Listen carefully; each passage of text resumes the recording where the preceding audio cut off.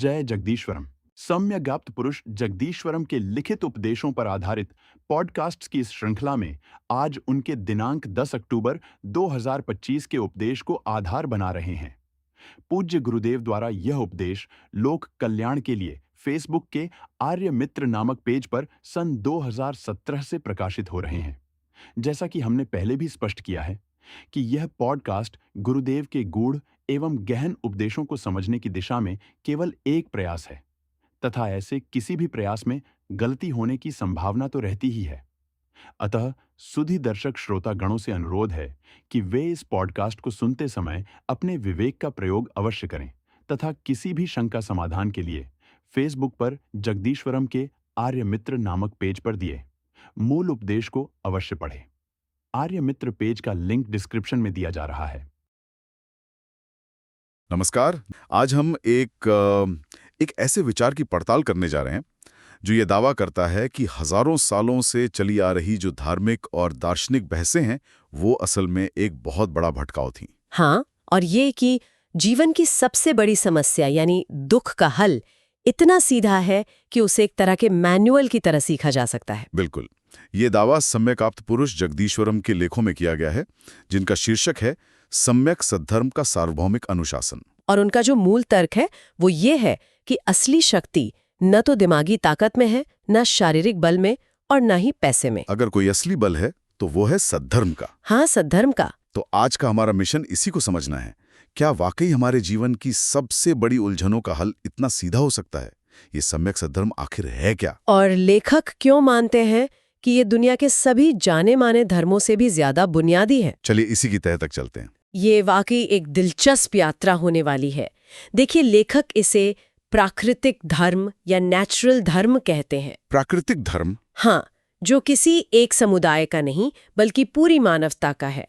और वो कहते हैं कि असल सनातन धर्म यही है। प्राकृतिक धर्म और सनातन धर्म, ये तो बहुत बड़े शब्द हैं। बहुत बड़े। लेकिन आज के दौर में जब हमारे पास हिंदू, इस्लाम, ईसाई जैसे इतने सारे स्थापित धर्म हैं, तो लेखक एक और सद्धर्म की बात क्यों कर रहे हैं? ये इन सबसे अलग कैसे है? लेख कहता है कि बाकी धर्मों में आपसी विरोधाभास हैं, लेकिन इसमें नहीं। ये कैसे मुमकिन है? यहीं पर लेखक एक बहुत गहरी मनोवैज्ञानिक बात करते हैं। उनके अनुसार ये सारे विरोधाभास कृत्रिम भावनाओं से पैदा होते हैं। कृत्रिम भावनाएं? हाँ, ये वो भावनाएं हैं जिन्हें इंसान ने खुद बनाया है, लेकिन गलती से वो उन्हें अपना असली सहज स्वभाव मान बैठा है। लेखक इसे स्वसम्मोहन या सेल्फ हिप्नोसिस कहते हैं। स्वसम्मोहन मतलब सेल्फ हिप्नोसिस? बिल्कुल, एक तरह का सेल्फ हिप्नोसिस। अरे वाह! तो लेखक कह रहे हैं कि हम सब एक तरह के हिप्नोसिस में जी रहे हैं और हमें पता भी नहीं। ये तो द मैट्रिक्स फिल्म जैसा कुछ लग रहा है। हाँ, कह सकते हैं। चलिए इस स्वसम्मोहन को थोड़ा और समझते हैं। क्या इसका मतलब ये है कि सारी धार्मिक लड़ाइयां और दार्शनिक मतभेद बस एक दिमागी धोखा है? एक तरह से हाँ।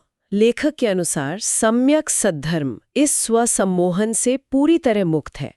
ये सहज स्वभाव पर आधारित है, जहां कोई बनावटी भावना नहीं है, बल्कि सिर्फ पूर्ण चेतनता और स्पष्टता। अच्छा। तो जब कोई बनावटी क्रिया ही नहीं है, तो उसकी प्रतिक्रिया या उससे पैदा होने वाला कोई सम्मोहनात्मक दबाव भी नहीं हो सकता। इसलिए इसमें विरोधाभास की गुंजाइश ही नहीं है। लेकिन क्या ये कुछ ज्यादा ही सरल नहीं हो गया? क्या हम इतिहास, राजनीति और सामाजिक कारणों तो पूरी तरह से नजरअंदाज कर सकते हैं? जरूरी सवाल है। जो इन विरोधाभासों को जन्म देते हैं, क्या लेखक का मानना है कि इन सब की कोई भूमिका ही नहीं है? देखिए, स्रोत का मकसद इतिहास या समाजशास्त्र को नकारना नहीं है, बल्कि वो इन सब के पीछे काम कर रहे एक और गहरे मनोवैज्ञानिक कारण की ओर इशारा कर रहे हैं। अच्छा। वो कह रहे हैं कि राजनीतिक या सामाजिक मुद्दे आग को हवा तो देते हैं, लेकिन जो चिंगारी है वो इस स्वसम्मोहन से ही पैदा होती है। ओके, तो ये रूट कॉज है। हाँ, इसीलिए वो दावा करते हैं कि सम्यक सद्धर्म सभी स्थापित धर्मों और द्वैत अद्वैत जैसे मतों का पूर्ण केंद्रीय आधार है, क्योंकि ये किसी बनाए गए विचार पर नहीं बल्कि सबके उस सहज अनुभव पर आधारित है जो इन सब बनावटी परतों के नीचे मौजूद है। ठीक है, तो अगर ये किसी विश्वास या पूजा पद्धति पर आधारित धर्म नहीं है, तो फिर इसका मकसद क्या है? यहीं से बात और भी दिलचस्प हो जाती है। लेखक कहते हैं कि जीवन की जो मूल समस्या है वो दार्शनिक नहीं है बल्कि पूरी तरह से व्यावहारिक है। बिल्कुल। और वो समस्या है दुख। बिल्कुल। और वो आत्मा, ब्रह्म, ईश्वर जैसी दार्शनिक चर्चाओं को एक तरह की बाधा बताते हैं। उनका तर्क है कि ये चर्चाएं हमारी बुद्धि को संतुष्ट करने का एक भ्रम तो देती हैं कि हम किसी बड़े सवाल का हल खोज रहे हैं। हाँ, लेकिन ये हमारे असल दुख को 1 इंच भी कम नहीं करती। बल्कि वो कहते हैं कि ये दार्शनिक दृष्टिकोण खुद बुद्धि से पैदा हुए विकार है और अपने आप में दुख का ही एक रूप है। तो मतलब लेखक की सबसे बड़ी इंसाइट ये है कि दुख का इलाज कोई दार्शनिक बनकर नहीं बल्कि एक इंजीनियर की तरह करना है। हाँ, समस्या को समझो, उसका मूल कारण ढूंढो और फिर उस कारण को ही सिस्टम से हटा दो। क्या मैं सही समझ रहा हूँ? आपने इसे बहुत अच्छे से समझा है। ये पूरी तरह से एक व्यवहारिक प्रॉब्लम सॉल्विंग अप्रोच है। दुख के समाधान के लिए एक बहुत ही स्पष्ट 3 स्टेप का तरीका बताया गया है। ओके। दुख को समझना, इसका मतलब है दुख जैसा है उसे वैसा ही देखो, सीधे सीधे बिना कोई प्रतिक्रिया किए। बिना उसे अच्छा या बुरा कहे, है ना? हाँ, बस एक वैज्ञानिक की तरह उसे ऑब्जर्व करो। ठीक है, मान लिया हमने दुख को देख लिया बिना किसी जजमेंट के, उसके बाद क्या? दूसरा कदम अपने आप होता है। लेख के अनुसार जब दुख को इस तरह संतुलन से बिना किसी घबराहट की देखा जाता है तो उसका कारण अपने आप शीशे की तरह साफ हो जाता है। और वो कारण क्या है? वो कारण है एक दबाव या एक असहजता। ये एक तरह की भीतरी टेंशन है जो दुख के पैदा होने के लिए जरूरी माहौल मतलब समय और स्थान बनाती है। तो फिर इसका समाधान क्या है? उस दबाव या टेंशन को कैसे खत्म किया जाए? समाधान बहुत सीधा है। अगर हमारी सहजता, हमारी नेचुरल स्टेट ऑफ ईज उस दबाव से ज्यादा हो जाए तो दुख को पैदा होने के लिए जगह ही नहीं मिलेगी। न रहेगा बांस, न बजेगी बांसुरी। बिल्कुल, यहाँ इसी कहावत का इस्तेमाल किया गया है। यानी बांसुरी की धुन जो कि दुख है उसे बंद करने की कोशिश मत करो, उस बांस को ही खत्म कर दो जिससे बांसुरी बनती है। एक मिनट, यहाँ पर एक बहुत बड़ा दावा भी है। लेखक दुख और जन्म को सीधे सीधे जोड़ रहे हैं। हाँ, क्या वो इसे सिर्फ एक दार्शनिक मान्यता के तौर पर पेश कर रहे हैं या इसका कोई व्यवहारिक पहलू भी है जो हमारी रोजमर्रा की जिंदगी से जुड़ता हो? हाँ, और यहीं पर यह सिद्धांत सबसे गहरा हो जाता है। लेख के अनुसार दुख का जो मूल कारण है वही हमारे जन्म का भी कारण है। बिल्कुल, और वो कारण है अज्ञान, यानी चीजों को वैसा न देख पाना जैसी वे असल में है। अज्ञान। हाँ, ये अज्ञान उस दबाव या असहजता को पैदा करता है जो दुख को जन्म देता है। और जब तक ये अज्ञान बना रहता है तब तक ये चक्र अज्ञान से दुख और दुख से फिर नया जन्म चलता रहता है। तो ये कोई रहस्यमयी बात नहीं है, ये कॉज एंड इफेक्ट है। हाँ, एक सीधा सिद्धांत है। अज्ञान ही वो कोर बग है हमारे सिस्टम में। तो अगर अज्ञान ही वो बग है तो फिर इस सिस्टम को डीबग करने का प्रोसेस क्या है? इसका व्यवहारिक तरीका क्या है? क्या इसके लिए कोई अभ्यास बताया गया है? हाँ, और यहीं पर ये उपदेश सबसे ज्यादा ठोस और व्यावहारिक हो जाता है।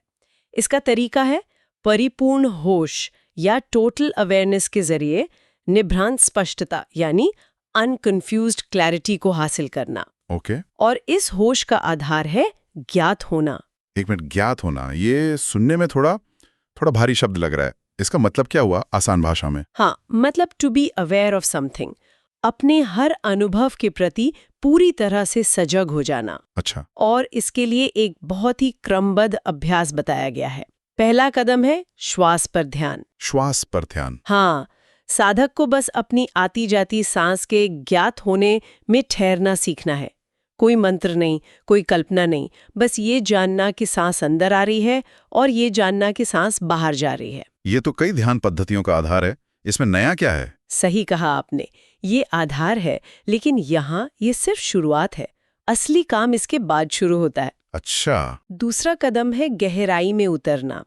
जब सांस पर ध्यान सध जाए तो उससे भी ज्यादा सीधी और सूक्ष्म चीज के ज्ञात होने में ठहरना।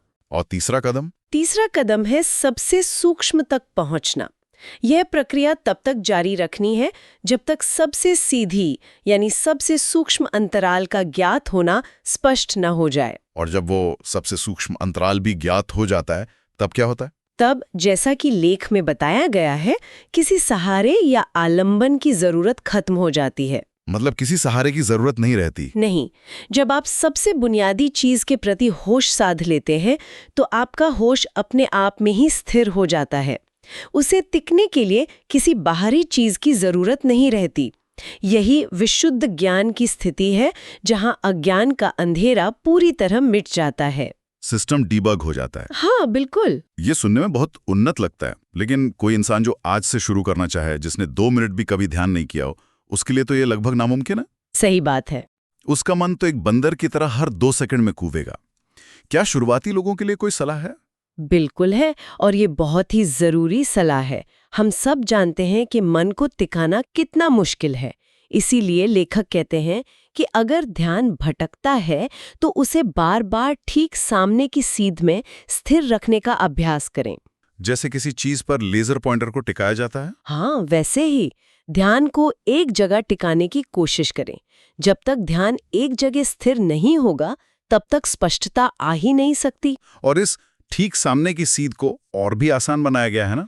हाँ, इसे और सरल करते हुए बताया गया है कि नाक के ठीक आगे की सीध में, या जिस सीध में आपको अपनी सांस का सबसे ज्यादा आभास हो रहा है, उसी सीध में ध्यान को टिकाएं। तो इसका मकसद बस मन की चंचलता को खत्म करना है। एकमात्र मकसद। सांस एक बहुत अच्छा सहारा इसलिए है क्योंकि वो लगातार चल रही है और ज्यादातर एक ही रास्ते पर। जब चंचल मन को एक ही काम दिया जाता है, बस सांस को जानो, तो धीरे धीरे वो शांत होने लगता है। तो ये पूरा सिस्टम किसी दार्शनिक बहस या विश्वास पर नहीं, बल्कि इस एक सूत्रीय प्रैक्टिकल अभ्यास पर टिका है। ये तो एक तरह की मेंटल जिम जाने जैसी बात हुई। आप कह सकते हैं। संदेश बहुत साफ है। जब तक आप किसी चीज को साफ साफ देख या जान नहीं पाते, तब तक भ्रम बना रहेगा। और साफ देखने के लिए ध्यान का स्थिर होना पहली शर्त है। बिना स्थिर कैमरे के आप एक धुंधली तस्वीर ही खींच सकते हैं। बिल्कुल सही। ये सब सुनने में बहुत मेहनत का काम लगता है। आज की दुनिया में जहां हर तरफ मनोरंजन और भटकाव है, कोई इस रास्ते पर क्यों चलेगा? इसका फायदा क्या है? लेखक इसकी तुलना जीवन की दूसरी चीजों से कैसे करते हैं? वो एक बहुत बड़ा बयान देते हैं। वो कहते हैं कि इस ध्यान से मिलने वाली सहज स्वाभाविक शांति के आगे हमारी इंद्रियों से मिलने वाले बड़े से बड़ा सुख, चाहे वो अच्छा खाना हो या मनोरंजन, वो नगण्य है। नगण्य मतलब ऑलमोस्ट नथिंग। हाँ, ऑलमोस्ट नथिंग। ये एक बहुत ही बोल्ड क्लेम है। दुनिया की पूरी अर्थव्यवस्था तो इंद्रियों के सुख को बेचने पर ही चल रही है। सही बात है। तो क्या लेखक ये कह रहे हैं कि अरबों लोग जो इस दौड़ में शामिल हैं, वे सब दुर्भाग्यशाली हैं? हाँ, लेख में सौभाग्यशाली और दुर्भाग्यशाली जैसे शब्दों का इस्तेमाल हुआ है। जो इस ध्यान को और इसके पीछे के तर्क को महत्व देता है, उसे सौभाग्यशाली कहा गया है। और जो नहीं देता, और जो अपनी पूरी जिंदगी व्यर्थ की भागदौड़ में नष्ट कर देता है, उसे दुर्भाग्यशाली। देखिए, ये कोई नैतिक फैसला नहीं है, बल्कि लेखक के नजरिए से यह कारण और परिणाम का एक सीधा बयान है। जैसे कोई डॉक्टर कहे कि जो रोज जंक फूड खाता है, वो अपने स्वास्थ्य के साथ अन्याय कर रहा है। लेख में साधकों को कुछ बहुत सीधी सलाह भी दी गई है कि क्या करें और क्या न करें। एक तरह की डूज एंड डोंट्स लिस्ट। हाँ, और वो सलाह बहुत स्पष्ट है। पहला, व्यर्थ के दार्शनिक वाद विवाद में मत पड़ो, ये समय की बर्बादी है। दूसरा, मूर्खों की संगति से और शोर शराबे से दूर रहो। और तीसरा, किसी शांत वन प्रदेश में किसी घने पेड़ की छाया में बैठकर स्थिरता से अपने ध्यान अभ्यास को जारी रखो। ये एक तरह से अपने मन के लिए एक साफ सुथरी प्रयोगशाला बनाने जैसा है, जहां बाहरी प्रदूषण का असर कम से कम हो। कुल मिलाकर आज की हमारी पड़ताल हमें एक ऐसे सिस्टम तक ले आई जो धर्म जैसा दिखता है पर है नहीं। सम्यक सद्धर्म को किसी विश्वास आधारित परंपरा की तरह नहीं, बल्कि एक सार्वभौमिक और प्राकृतिक अनुशासन के रूप में पेश किया गया है। इसकी शुरुआत जीवन की एक बहुत ही व्यवहारिक समस्या यानी दुख से होती है, जिसका कारण अज्ञान को बताया गया है। और इसका समाधान भी किसी रहस्य में नहीं, बल्कि एक बहुत ही ठोस स्टेप बाय स्टेप ध्यान की प्रक्रिया में बताया गया है। ये प्रक्रिया सांस जैसी सीधी साधी चीज से शुरू होती है और इसका लक्ष्य है अटूट जागरूकता हासिल करना। और मकसद बहुत साफ है, दुख के मूल कारण यानी अज्ञान को ही जड़ से मिटा देना, ताकि जन्म मरण के इस चक्र से हमेशा के लिए मुक्ति मिल सके। हाँ, संदेश बिल्कुल स्पष्ट है।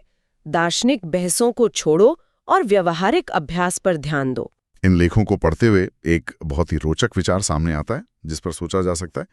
लेखक व्यावहारिक स्थिति और पूर्णतम आधार में एक अंतर बताते हैं। हाँ, वे कहते हैं कि पूर्ण निरपेक्ष ज्ञान, जिसे वो ज्ञान मात्र की पूर्णता कहते हैं, वो हमारा आधार जरूर है। लेकिन हमारी अंतिम व्यावहारिक सीमा अपेक्षाकृत शुद्ध ज्ञान ही है। ये वाकई सोचने पर मजबूर करता है। इसका मतलब ये हो सकता है कि एक परम सैद्धांतिक अवस्था है जो हमारा आधार है, हमारा सोर्स कोड है। लेकिन व्यावहारिक रूप से हम जिसे हासिल कर सकते हैं वो उसकी एक सापेक्ष रिलेटिव अवस्था है। हाँ, बिल्कुल। तो ये एक बहुत बड़ा सवाल खड़ा करता है। अगर वो परम अवस्था हमारा आधार तो है, पर एक व्यावहारिक लक्ष्य नहीं, तो फिर एक सिद्ध या एनलाइटेंड जीवन का असल मतलब क्या है? और शायद यही सबसे बड़ा सवाल है जो ये लेख हमारे लिए छोड़ जाते हैं। क्या सिद्धि का मतलब उस अंतिम मंजिल पर पहुंचना है जिसे शायद कभी पूरी तरह से पाया ही नहीं जा सकता? या कुछ और? या फिर सिद्धि का मतलब उस परम आधार के साथ लगातार खुद को संरेखित करने की, अलाइन करने की एक कभी न खत्म होने वाली प्रक्रिया है, ये जानते हुए कि पूर्णता एक आदर्श है और शायद यात्रा ही मंजिल है। ये विचार साधक के लिए लक्ष्य और प्रक्रिया दोनों को एक नए नजरिए से देखने पर मजबूर करता है। भवतु सर्वमंगलम।